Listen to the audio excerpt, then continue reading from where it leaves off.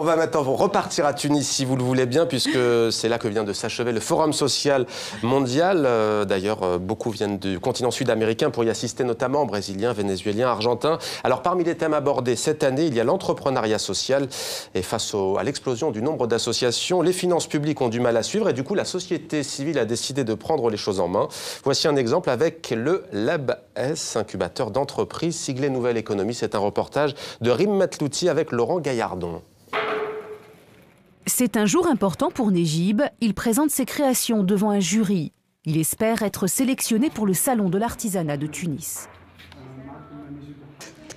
Quand tu as confiance en ton travail, tu n'as pas de raison de t'inquiéter.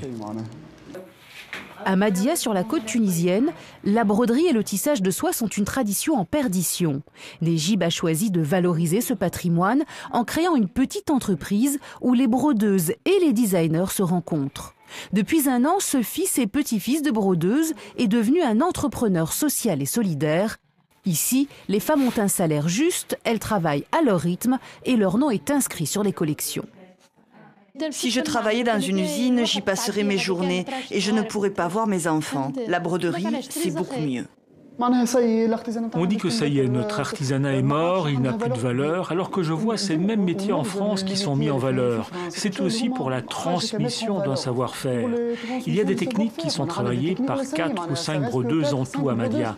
Pour moi, c'est ça l'économie sociale et solidaire, c'est la sauvegarde de notre patrimoine, de notre identité. Nejib n'y serait sans doute pas arrivé aussi vite sans l'accompagnement du laboratoire de l'économie sociale et solidaire.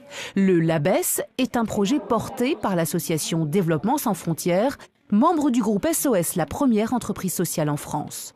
Nejib a été choisi grâce à son idée, LabS l'a incubé, c'est-à-dire hébergé et accompagné. L'enjeu principal, c'est d'avoir un modèle qui puisse réussir en Tunisie.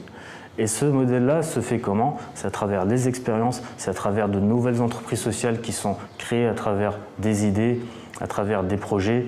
Et à partir de là, on peut construire ce modèle-là. Ici, on ne parle pas d'actionnaires, mais de gouvernance participative, d'impact social et environnemental. Une trentaine de jeunes entreprises a bénéficié de cet accompagnement. L'entrepreneuriat social fait désormais partie du paysage économique de la Tunisie.